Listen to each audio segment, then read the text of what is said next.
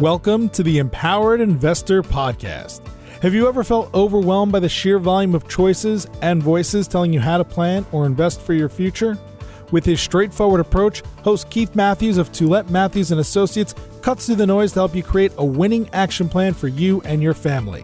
The decision-making framework discussed in this show can transform you and your investment experiences and will increase your odds of becoming financially secure. Learn more and subscribe today at tma-invest.com. Welcome to episode 8 of The Empowered Investor. My name is Keith Matthews, and I'm joined by my co-host Marcelo Taboada for today's episode. Marcelo, we've started this mini-series on financial planning. It's 3 episodes. Why did we create the mini-series? Look, I think planning is definitely critical in setting the foundation for anyone wishing to become empowered when it comes to their finances.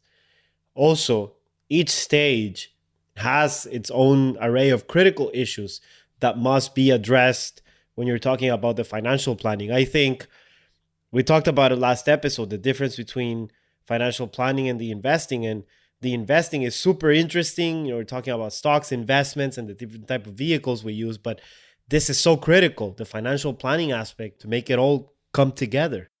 So what age category did we focus in the last show? We focused on 25 to 35. Perfect. Okay. We're going to do 2 more of this mini-series. In today's episode, we'll discuss why having a financial plan is a must for every Canadian at every age stage. We'll do a deep dive into the different areas of the plan, but we'll do it specific to the age category. And in today's show, we're focusing on the age category 35 all the way up to retiree. And that includes the all-important pre-retiree age category. So Marcelo, with that, let's start with a quick definition. What's a financial plan? A financial plan is a document that contains the following things. So it must have a person's current money situation. It must have the long-term monetary and financial goals, and it must have the strategies and the required actions to get to these goals. It all begins with a thorough evaluation of the person's current financial situation and what the future expectations and their future goals are. This may be created by a professional, or it could be done independently as well. Okay, so really what it is, it's looking at the now, seeing where you're at currently financially, going into the future, trying to figure out where you're trying to go, and then working backwards and making sure you have an action plan in place to get you from point A to point B. Absolutely. Okay, very cool. So remember we talked about the gears, and it's essentially looking at all those things and bringing it together so they can work in unison, which is when you have the final product. If it works nice, it's a beautiful thing to watch. Let's get into the why. Why is financial planning such an important part in the journey of somebody to become empowered?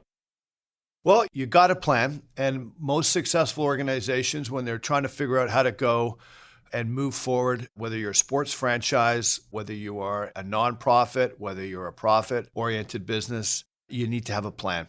Having more control over one's destiny really speaks to the need of planning, understanding where you're going. And so really the financial plan, which talks about sort of a holistic, all the components in your life. And then in a couple of shows from now, we'll talk about an investment policy statement. But these are the 2 critical roadmaps that individuals need in order to forge their way into the future. Financial awareness, financial literacy are all part of the empowerment process. Right. It's so much easier to get something done when you feel like you have the proper education, and education leads to empowerment. So I think a lot of us in our lives, we've felt that, I'm going through this right now in my house where I have a lot of renovations to do. And it's like when I sit down and I have a plan for them, it definitely reduces the stress. So I see the parallel here. What are you working on now, Marcelo? What's your house project? We're redoing the basement and fixing a lot of the landscaping. It's time consuming, it's expensive. We're trying to do a lot of it on our own. Nice. Last week we spoke about the 25 to 35-year-old bracket, and Marcelo was sort of smack in the middle of that. He shared with us all the things that him and his wife Alex are forging forward on. Now that you brought up the age category, so now we're talking about the 35 to retiree category. We're going to break that in two, but you're living in this period right now. What do you think about this peer group? This is pretty wide span of ages here, 35 to call it 60. I'm 56 right now, so I've lived through 2/3 of this category. I'd like to break it up into two zones, the 45 and younger and the 45 plus. And the reason I chose 45 is for me, when I turned 45, I had a bit of an aha moment. And the aha moment was, it just happens that it was 20 years into my career, because you start working maybe at 25 plus or minus. And you sit back and say, wow, that passed really quickly. It was like yesterday when I remember me being in university.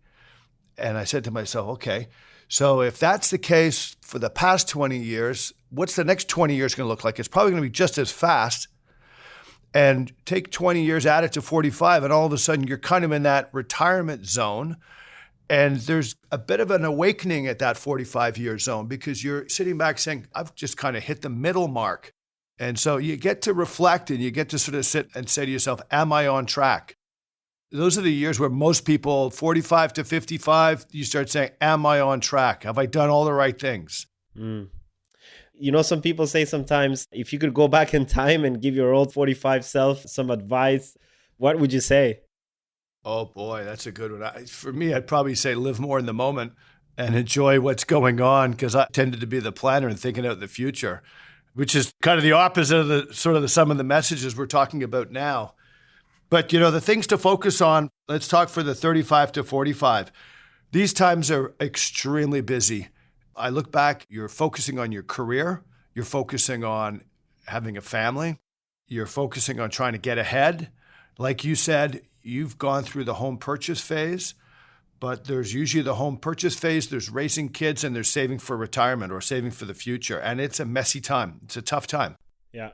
45 to 60 is maximum career push. This is where typically you have the highest earnings of your career. I call it the power play. You're also now getting ready for putting all the energy that you can to make sure that things are set up so that when you retire somewhere between 60 and 70, that things are in good order. So there's a lot of moving parts in both of these categories.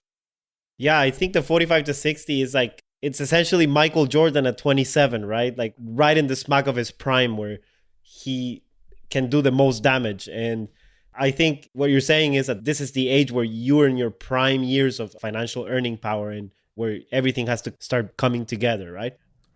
Yeah, but that's the second stage. So it's a big span. These are your high productive work years, 35 to 55, 60. Let's walk through the gears. Let's start off, Marcelo, and go through the gears, and we'll see where we go with this.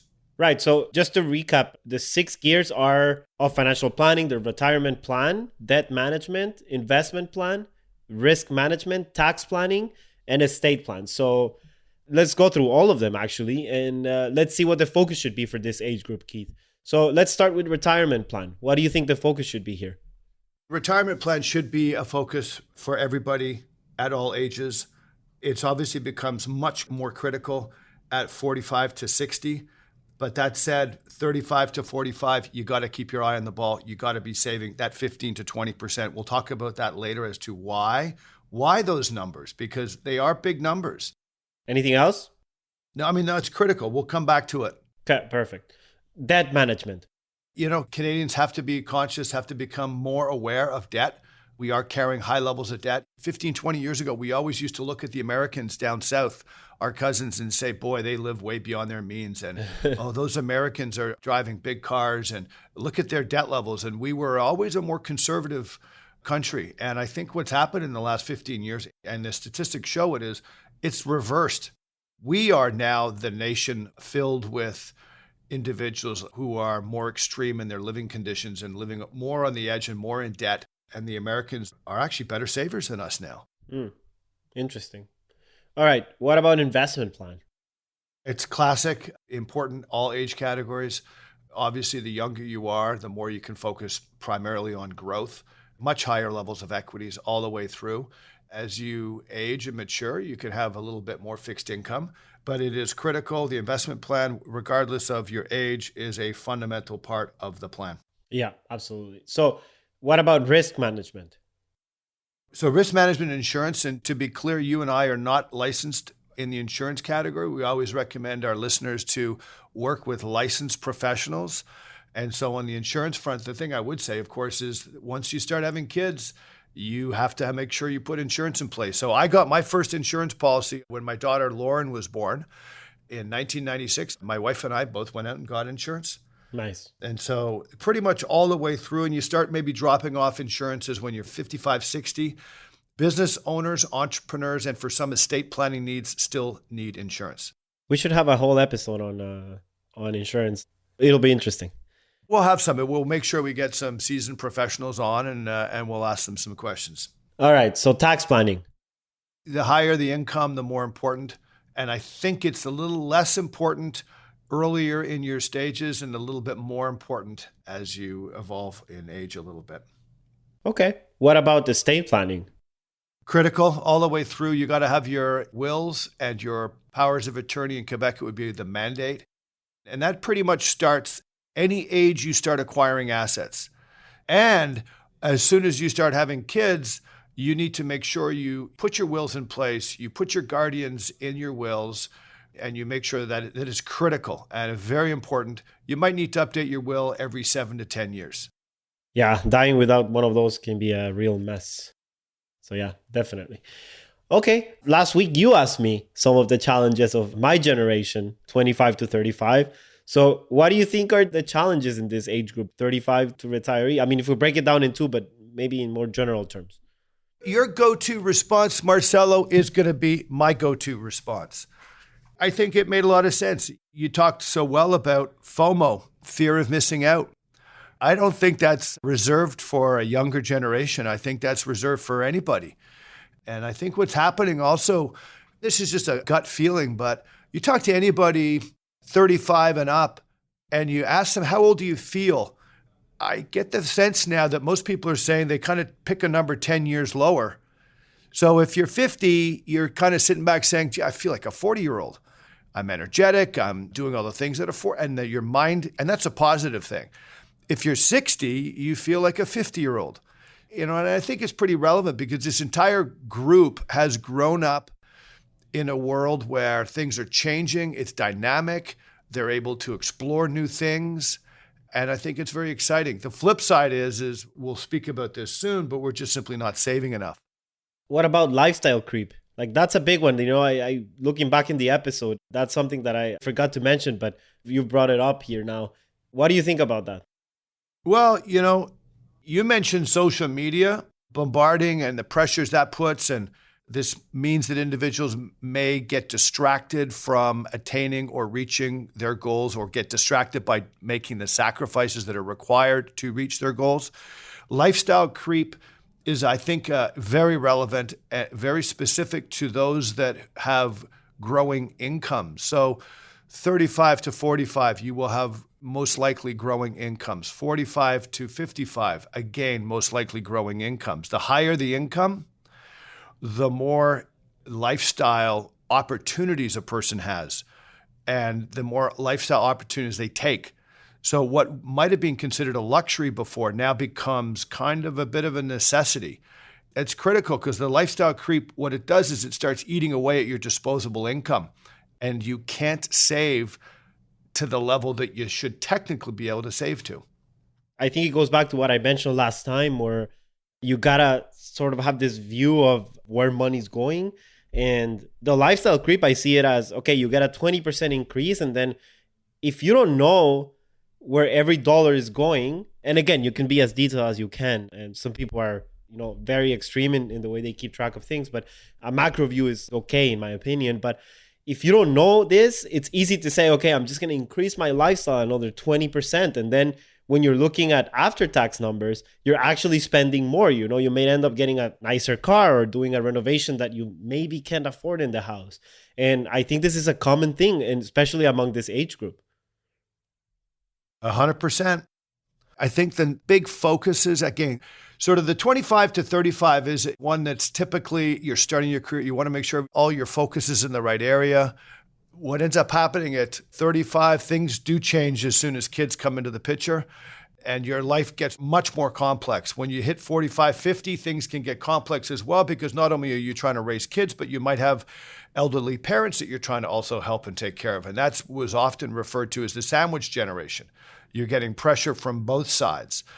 Suffice it to say, there's a lot of moving parts in this category that we're looking at today. I think the number one thing that individuals have to do is they have to go down, they have to tick all the boxes that they're supposed to tick in terms of the priorities of things they need. So if they need insurance, they need to make sure that that gets put in place. If they need to make sure the wills are there, they have to do that.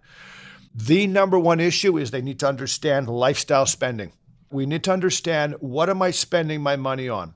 And then the next thing is am I putting enough aside? And we'll talk about that. Am I putting enough aside? People often hear the save 10%. The number's now 15 to 20% that is required in order to have enough money to replace your income when you retire. So Marcelo, you're looking at a chart right now. It's the chart on Canada's annual savings rate from 1984 to 2018. Can you describe what that chart looks like as we've evolved over time? And what are your observations on that? This is the savings rate of Canadians.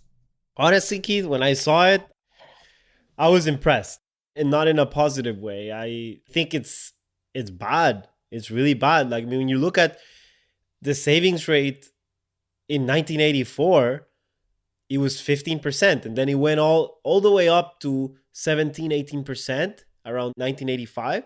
And then if you look at it now, it's been going down dramatically in the last 20 years. So if you look at the 2018, it's almost 2 to 3%. That's really low. And honestly, like, I'm trying to think about reasons why. I think there's a few, but I think I go back to the FOMO and lifestyle creep. I think, with social media, the way advertisement is right now, targeted advertisement, that's a big one too.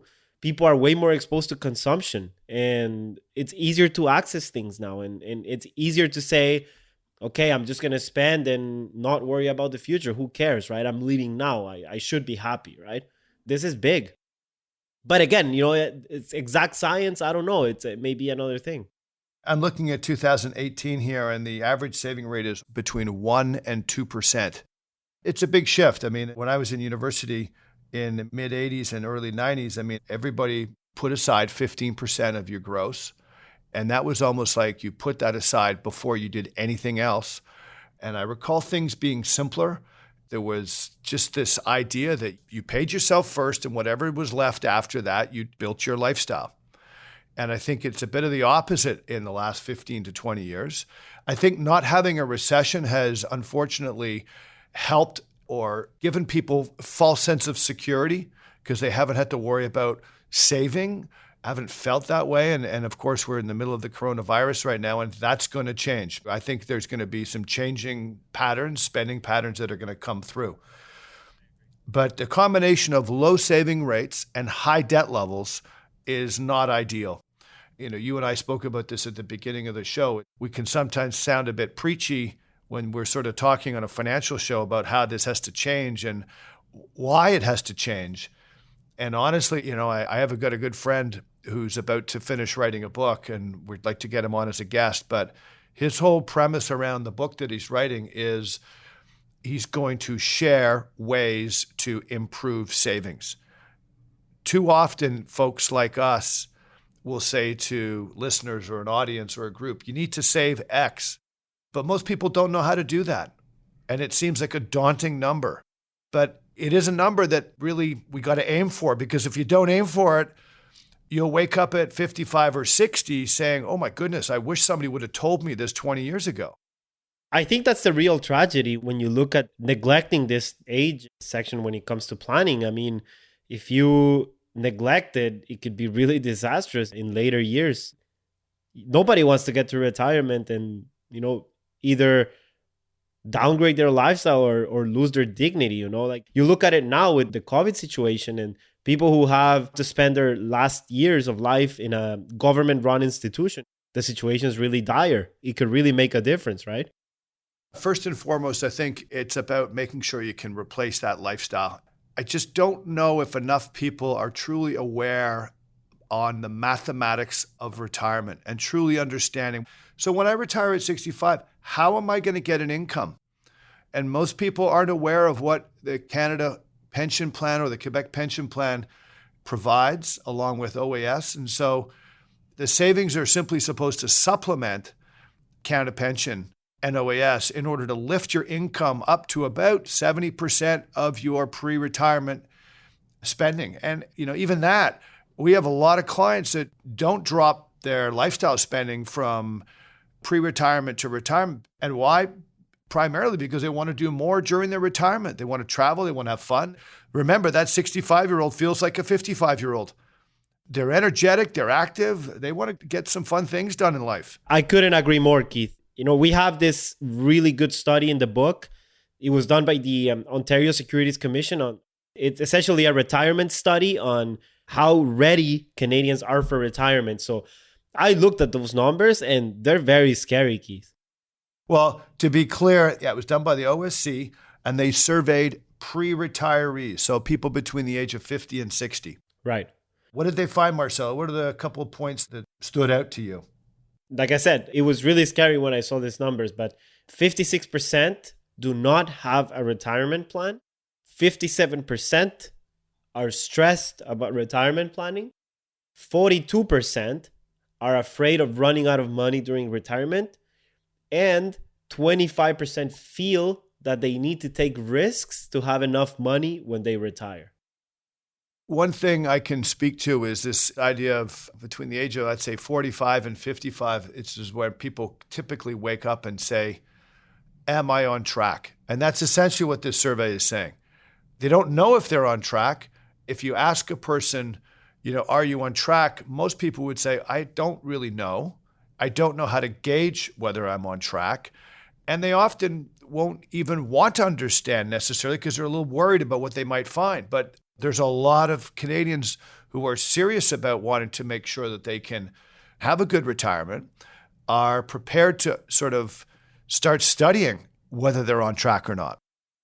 Let's get to the why people should be saving 20. I think that's a good segue for the why people should be saving 20%. What's the math behind this number?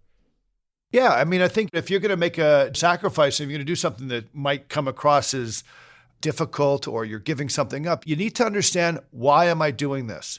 Because if you understand why you're doing it, there's a better likelihood that you will reach out and try to get that goal. And if you don't get that goal, maybe you'll get 50% of that goal, but it's better than not understanding why. 100%. Well, let's talk a little bit about it. So the why, when a person works in Canada, they contribute to Canada Pension Plan, or in Quebec, it's Quebec Pension Plan. And if they work until they're 65, they will get somewhere in the vicinity of $12,000 to $13,000 pre-tax per year. Maybe a little bit more, maybe a little bit less. Plus, at 65, they get OAS at about $6,500, $6,800. So you add those two, those are the baseline incomes, $19,000 to provide a lifestyle for your retirement. Now, if you ask individuals in Canada, is that enough for you to enjoy your retirement? Most would say it's not enough. So you need to have the next buffer, which allows you to enjoy your lifestyle, to enjoy your retirement. And that next buffer comes from the nest egg that would have been built over the 20 to 40 years of you making those accumulations. The math works out that if you're 25, you need to put approximately 15 to 16% of your gross income aside. If you're 30, the number is 20%, and you need to do that for 30 years. And if you do that, you will have enough replacement income to give you the 75% of your pre-retirement income that you can now use to enjoy your retirement. Right. We had some benchmarks last week. So in my age group, the benchmark was at 30 years old, I should have at least 1 times my salary in retirement account savings. So what about the age of 40 and 50? This is an interesting study done by Fidelity. And it picked 5 age categories. And again, these are guidelines. These are just sort of broad benchmarks. And what it speaks to is at age 40, a milestone that you should be looking to achieve is approximately 3 times your gross income. If a couple makes a combination of, let's say, $120,000 a year, a couple. So 3 times 120, you should have $360,000 saved in retirement accounts at age 40. At age 50, it should be 6 times your gross income in investment accounts, retirement investment accounts. And at age 60, it should be close to 9 times. So if your household income is $100,000 at age 50, you should have $600,000 saved up in RSPs. And so these are just milestones. This is not a financial projection. Within all of this context of these general discussions, it's critical that investors and individuals put together an actual projection. Either they do it themselves or they find a qualified advisor who they can sit down with and actually map out a projection. Where are you today? What actions are you going to do in the next 5, 10, 15, 20 years? And then map out what that might look like. Again, going back to like the importance of having a plan, what does a plan bring you in terms of wanting to become empowered and taking care of your finances? Well, I think a plan allows you to understand your situation better. So by understanding your situation better, you have a better idea of what lies in the future. And so add to that the idea of you want certain things in the future. You want your life to look a certain way. You then have a whole series of actions that you can take. This entire process brings you more control. It brings you much more direction, brings you much more peace of mind. And then finally, it brings you results. So there's many, many benefits all the way through. And if it's done properly, it can empower the person to have a better quality of life. And I think if you look at the flip side, right, if you don't do it, the consequences, they can be bad. So, go back to stress of not knowing whether you're on track. And I think that stress can lead to inaction. And that's why we're seeing a similar number where the people who don't have a plan and the people who are stressed about not having a plan.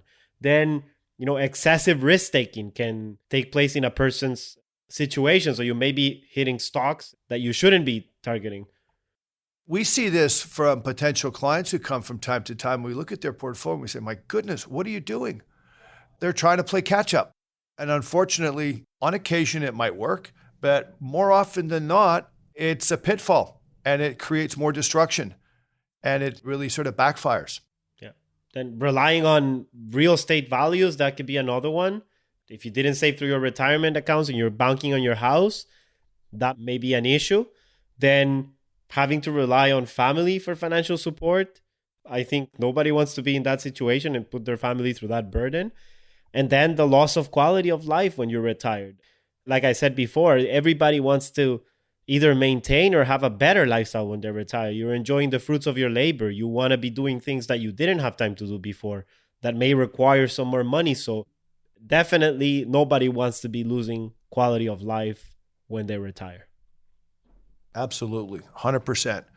So Marcelo, in our next show, we're going to look at this sort of the planning components for retirees. And so we're kind of coming to an end right now of this one, which is the 35 to 60-year-old. What are a few takeaways you want to share with the listeners right now? I think the biggest takeaway I have is I just finished watching the Last Dance documentary about Michael Jordan and the Bulls. So I think that my age category, 25 to 35, is Michael Jordan at 20. So you can do a lot of damage, but not as dangerous. But I think this age category, 35 to retiree, is Michael Jordan in his prime, doing the most damage possible. This is where you can have the most positive effect in your financial plan. You're earning a lot of money. You're advancing in your career. This is your prime years. And that's the takeaway for me. Very cool. Wise statements. I like it. You should watch the documentary, by the way. It's amazing. I've watched the first show. It is good. I'm looking forward to seeing the rest. My takeaway, I guess, would be, on the positive side, I know that we tend to all feel 10 years younger than we really are. And I think that's fantastic. I feel like I'm 45 and I feel good about it. That said, it can sometimes bring a little false sense of security that you got more time in front of you. So my takeaway would be really understand your lifestyle spending. understand where money is going, and make sure you make a commitment to your future by putting money aside. Couldn't agree more. So with that, that's a wrap up for today's show. Thank you for tuning into episode 8 of The Empowered Investor. Be well, stay healthy, and we look forward to seeing you in 2 weeks from now. Goodbye, everybody. Investments and investing strategies should be evaluated based on your own objectives. Listeners of this podcast should use their best judgment and consult a financial expert prior to making any investment decisions based on the information found in this podcast.